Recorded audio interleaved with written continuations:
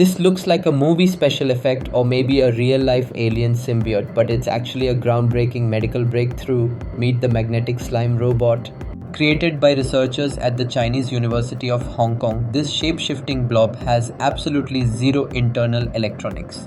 Instead, it's made from a unique mix of a polymer resin matrix and tiny magnetic neodymium particles. Because it's a non-Newtonian fluid, it acts like a solid when hit with a fast force, but flows smoothly like a liquid when gently nudged. This allows scientists to use external magnetic fields to steer, stretch, and squeeze it through impossibly tight spaces. But why build a robot out of slime?